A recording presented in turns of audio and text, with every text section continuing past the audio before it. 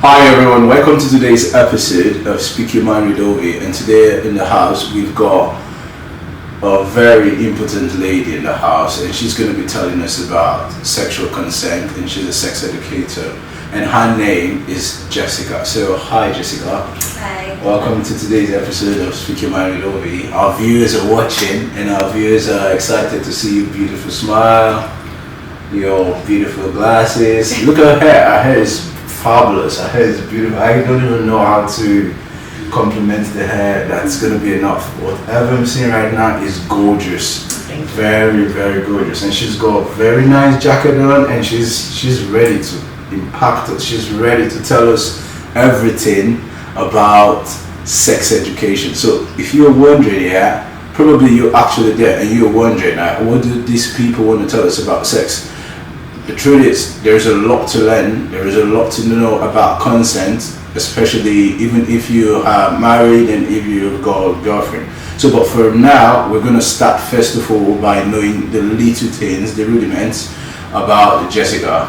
So, Jessica, please, can you tell us a little bit about yourself, your name, your family, where you were born or raised, and also how you became what you are today, please. As you said, my name is Jessica. I'm Jessica Gray. Jessica Gray. She's got a beautiful name. Thank you. I was born in Ottawa, technically, but I grew up here in Toronto, in the GTA, so I lived in Scarborough, in Mississauga, and Etobicoke, and I currently reside in Etobicoke. So I've been all over the GTA, I guess you could say, or all over Toronto. And my family lives here. I have 3 younger sisters, and my parents, my father is from England, and my mom's from Jamaica. Her dad is from England. Yeah, if you're in England and you're watching this, lots of us actually moved from England and we come down here to Canada. So dad is from England. Please continue. Sorry to bring you. No, it's fine. If you want more specifics, like from Leeds in England. Okay.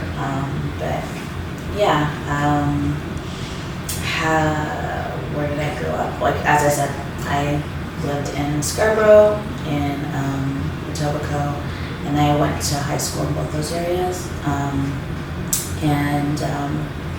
How did I get to where I am now? I would say that was not a linear path. She said, 1 minute please. She said it wasn't a linear path. If you didn't hear her clearly, I'm making it very audible, It wasn't a linear path. Before we go into her touching the major stuff, so tonight, she's a business lady as well. A very big business lady. She's got a restaurant in downtown Toronto that's in the works. So we will probably at some point in time share with the restaurant handle to you guys, so you guys can actually patronize, go there anytime you're in downtown and get some good meal, some good food made by Jessica and her restaurant. So please go ahead. We're gonna touch into the business at some point, but for now, she's told us about living in Scarborough, living in Etobicoke, and all that thing. I just hope you guys are actually taking cognizance of everything she's saying. So please, can you continue, please? As I was saying, it hasn't been linear. I feel like from a young age I wanted to be a doctor, and then when I was in high school, I remember starting a poetry group, and doing the poetry, we talked about emotions and what came up with writing, and from some of the conversations and being able to help people through emotions, I was like, I kind of like emotions. Your feelings, emotions. Feelings, emotions. Now, first of all, before she continues, we're gonna make you guys understand that there are different types of emotions, right? Yeah. Am I correct about that? Good.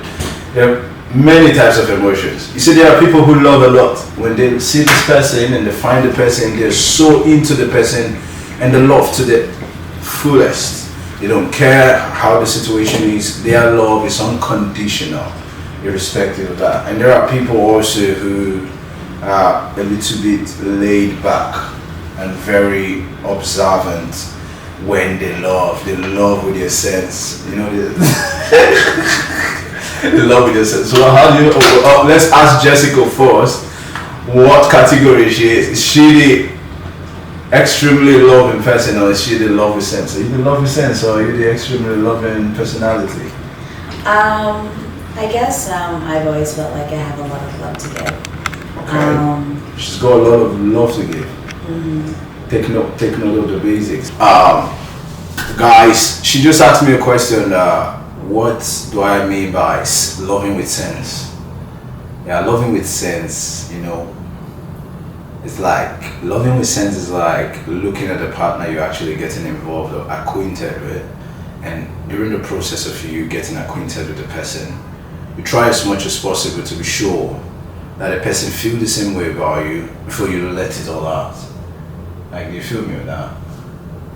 So you're saying that either you love too hard or you love with sense? Love is that either you love too hard or you love with sense. So what is that supposed to mean if you're the person that loves hard? So do you love too hard, or do you love like with scrutiny? People love with scrutiny. A lot of people love with scrutiny. Alright? To me, that sounds more like a conditional situation. Well, somebody that carries trauma in their life, their trauma to stop them from fully loving a person. She just said something. She just said something. I'm loud. I have to be loud. She said the people who love with scrutiny or withholding it is because they've got a trauma in them and they're trying as much as possible to recover from the trauma. Is the reason why they're acting that way. Or not necessarily like, I don't think you're recovering from your trauma if you're allowing it to stop you from loving this person, right? You're allowing those things that have happened to you before to blind you from being able to connect with this new person. Not that you should just throw away anything that's happened to you, but if to allow a relationship to be healthy and to progress well, you want to start with giving a person the benefit of the doubt, allowing that vulnerability. And well, even with the benefit, sorry to cut you, but even with the benefit of doubt, we all know very well that sometimes you start loving someone, and in the process of you trying to love someone, you start seeing the little behaviors of your ex or your past relationships. And when you start seeing those little steps, you'll be like, Abel was like this, and now you are actually trying to be like this. That's your trauma coming out. You said what? That's your trauma coming out. She said that's a trauma coming out. Now, you see, we're supposed to talk about sex and education in sex, but you see, I'm actually enjoying this because it's not just a situation of sex education anymore. It's a situation whereby I am learning, and a lot of us are learning. We've got past relationships whereby we've got heartbroken and we've said, I will never love again.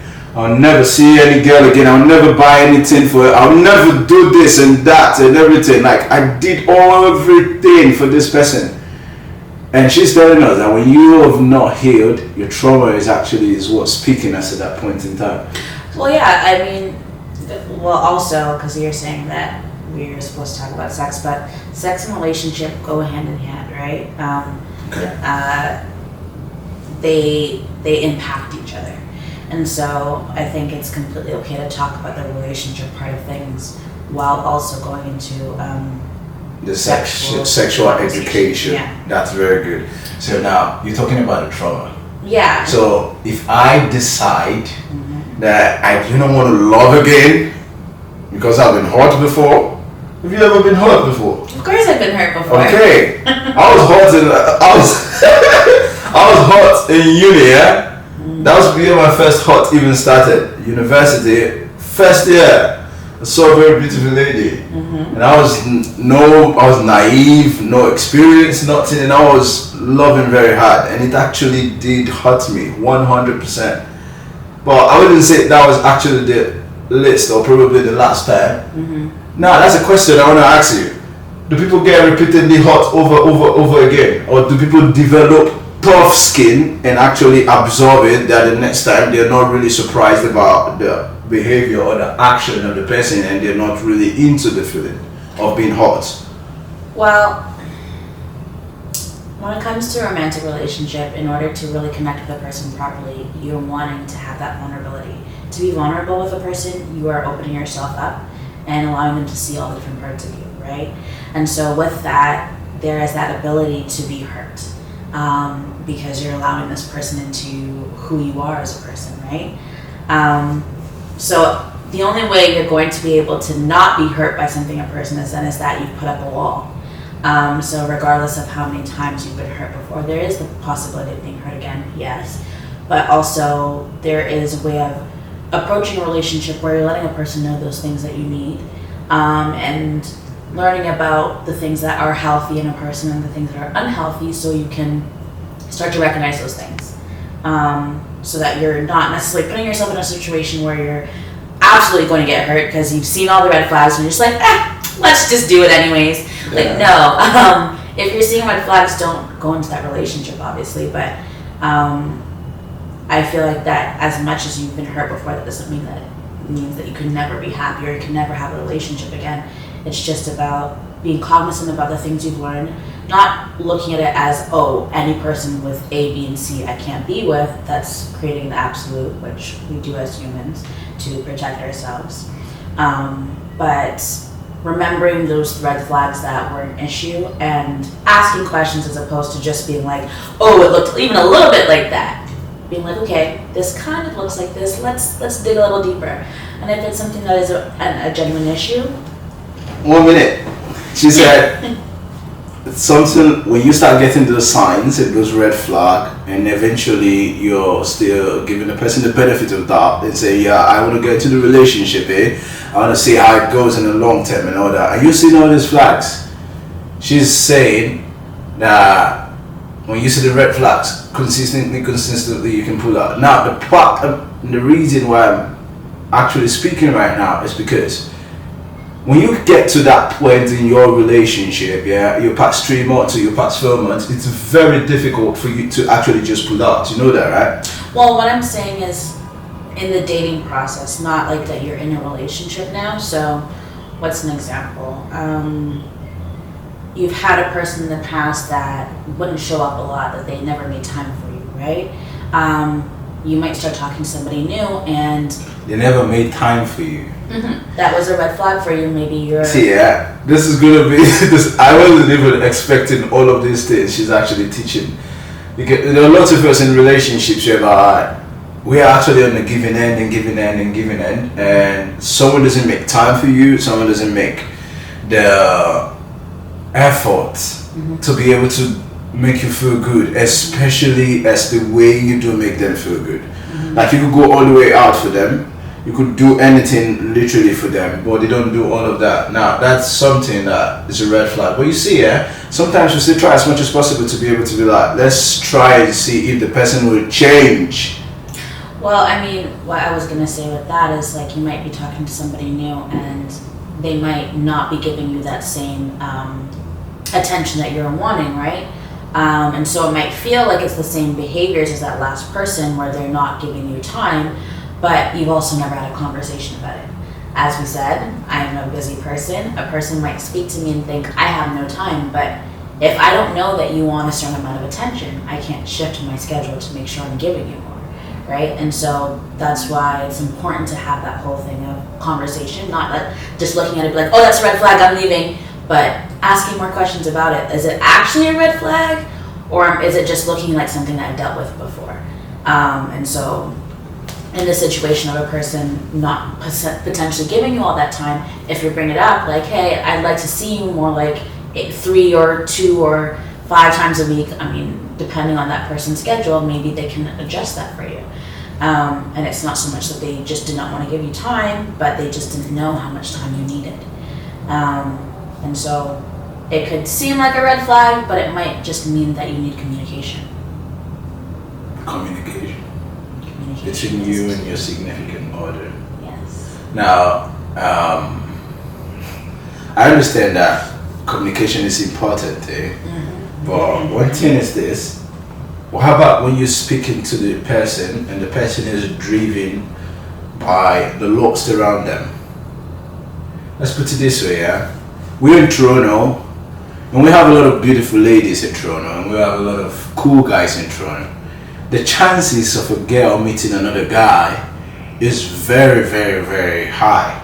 Okay. Now, the chances of meeting is high, but the chances of staying and holding that relationship for the long term is not actually high. So what people see in retrospect is, I can just talk to any girl.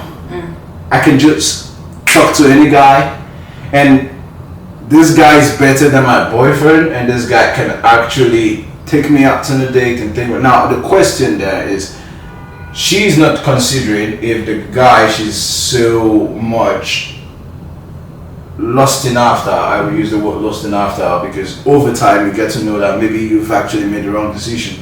So she doesn't think if the guy she's lusting after is thinking in him that he wants to have her for the long haul. But she is just ready because he has all the beautiful things and wonderful things she wants. The same thing goes with a guy.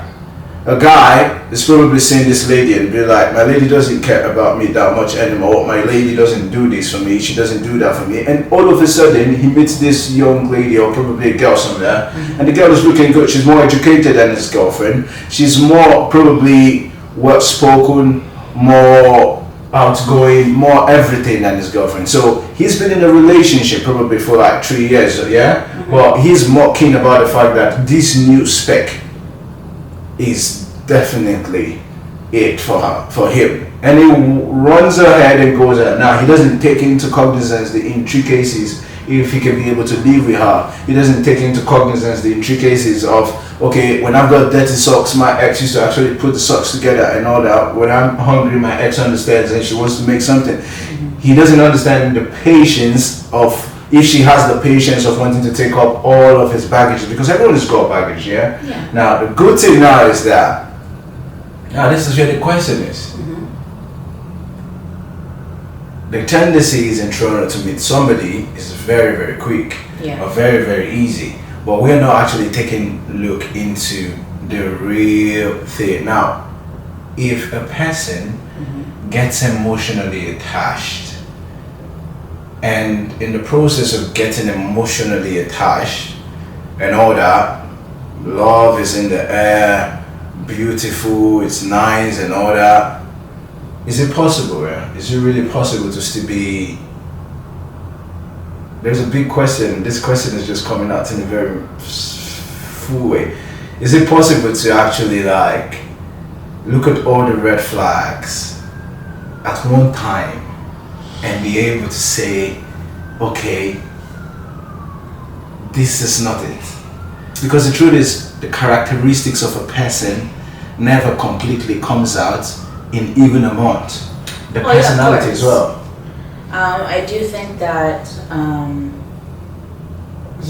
any relationship is a work in progress, and I think knowing those things ahead of time of what you want in a person, like those primary things, those non-negotiables, are things that you should know ahead of time before getting into a relationship. So if you've met a person and you can say they have only 1 out of the 3 non-negotiables for you, then they're not the right person for you, right? You should know, you should take time to learn those things about yourself that you need. Sometimes we're deceptive about looks, you know?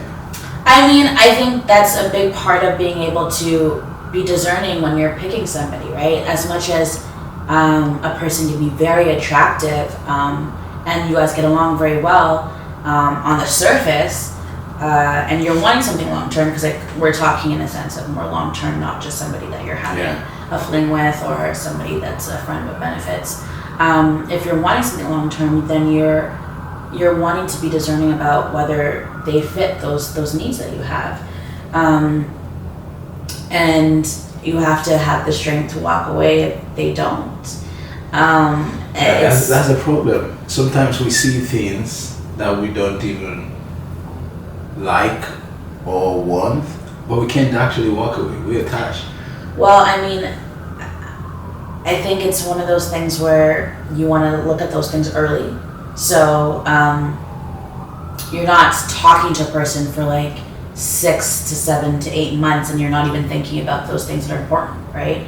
You're wanting to have those conversations early and know whether, like say for example, I mean, we're in that age group where we want to get married, we want to have babies. Do you want kids? And if you don't, is that something I want? Am I okay with that?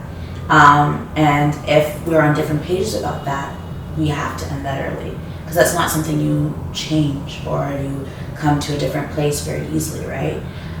Where there's a lot of other beautiful people out there that might be on the same page as you. And so I think a lot of times we can get caught up in the physicalities of people and think, oh, they're so sexy or beautiful or hot. How about the thoughts that comes to each and every of our mind that says he might change his mind down the road, or she might change her mind down the road? You're living with potentials. You can't live on potentials. Because yeah, they might change their mind. They might not, and you can't live on potentially them changing their mind. What it is right here and there, you have to be okay with. If that never changes, that's one thing I'll say to people. If this never changes, are you okay with it? And if your answer is no, you have to leave it. Oh, wow. Let's put it like this. A guy says he's going to stop smoking, or probably a girl smokes weed. And while she smokes weed, the guy smokes weed. But the guy doesn't want his lady smoking weed. That's difficult to achieve.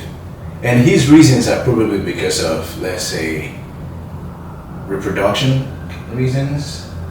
It's all in healthcare that a lady who smokes and drinks and all that, the tendency of being able to conceive actually takes a while and all that, or probably sometimes it's hard for the person to conceive. In retrospect, in direct, he thinks when they get there, she'll stop smoking. What if she gets pregnant and she actually doesn't feel like stopping to smoke? Well, I mean, regardless of whether they ever get to the whole place of having children or not, if he's already met her and he knows that that's a behavior he doesn't want, despite the double standard in it, if that's not what he wants, he shouldn't be speaking to her or having a relationship with her, regardless of whether she wants children or not want children, or continues to smoke through pregnancy or not. If from this moment she has that behavior and he doesn't like it, and it's a big deal for him, because that's something as well too. Like sometimes there is things that we're not crazy about, but we can get over. Yeah.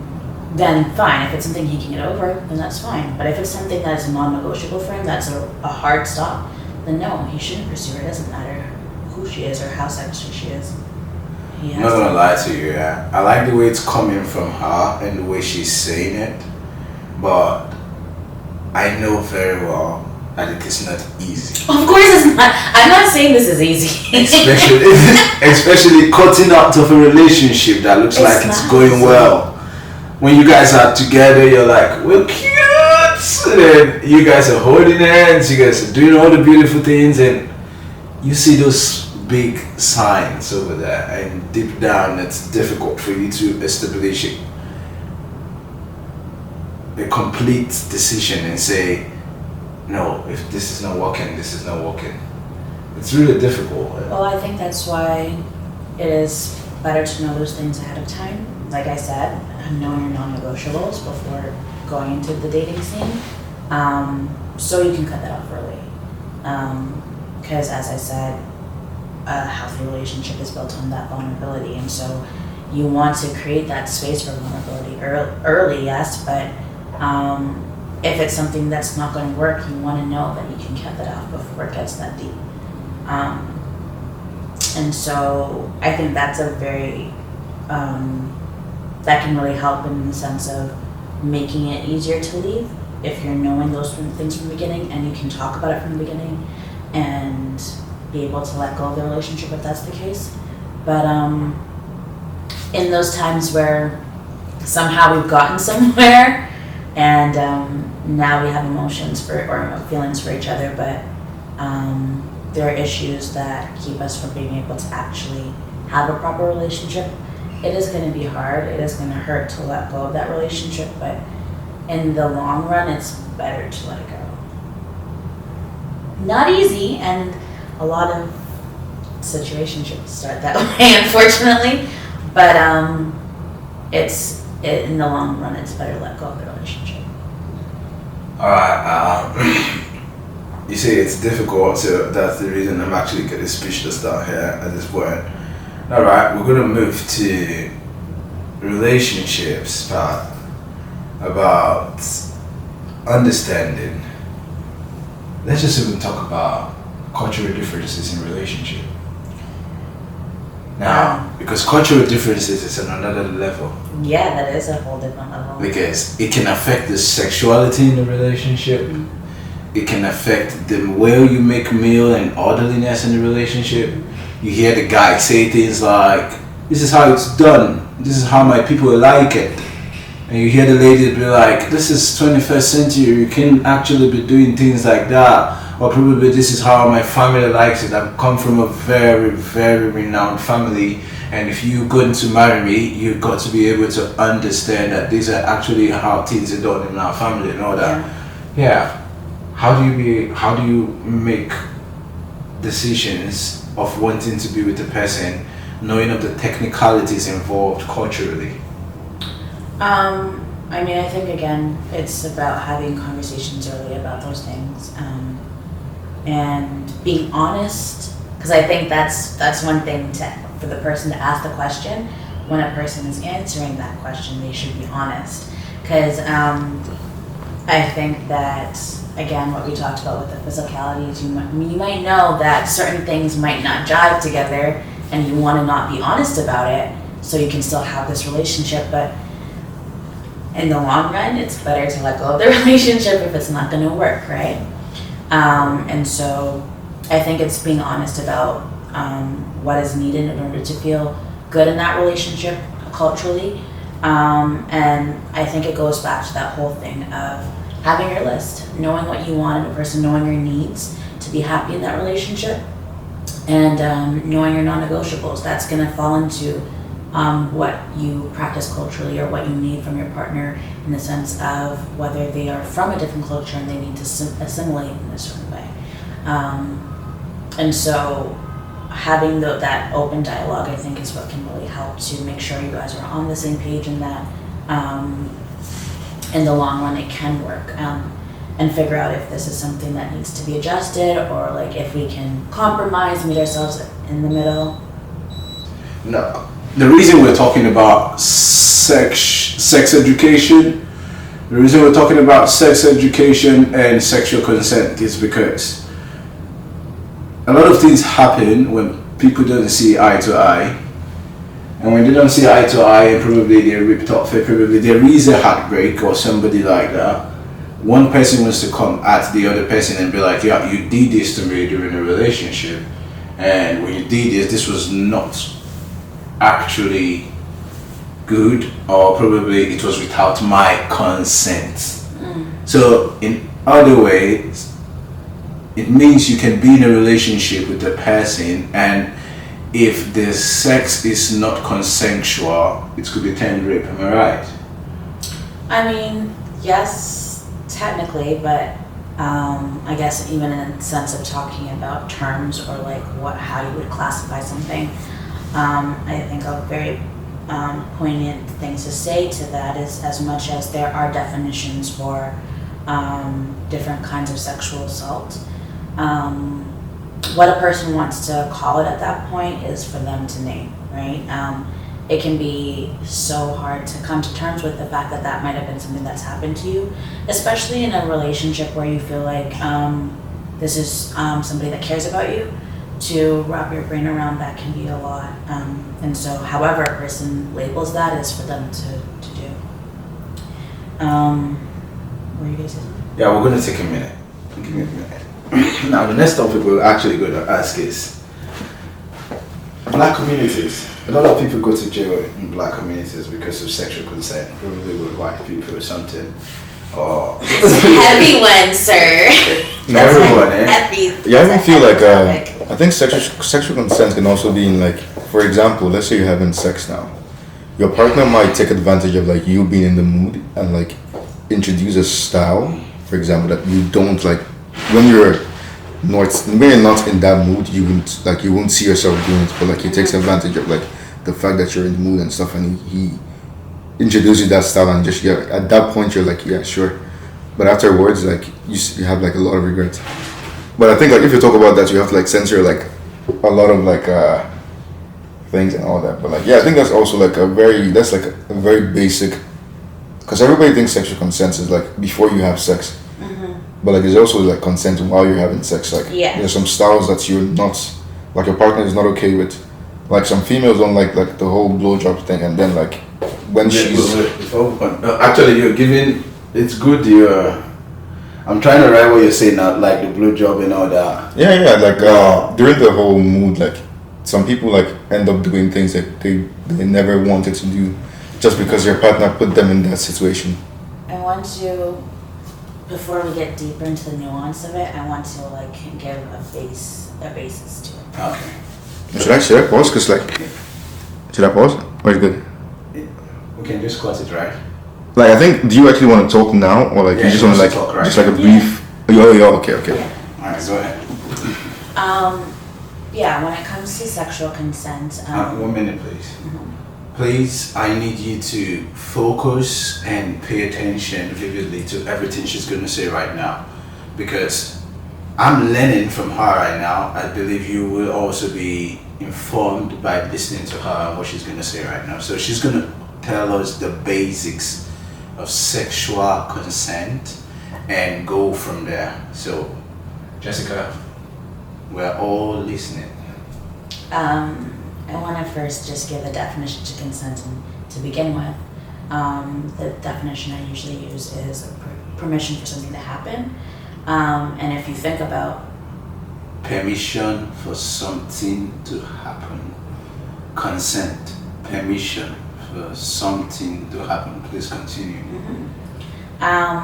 When you think about that definition, that can be applied to anything. It doesn't have to just necessarily be talked about sexually, right? So that can apply to all aspects of our lives, which is where it can also affect a relationship where it doesn't have to just be in a sexual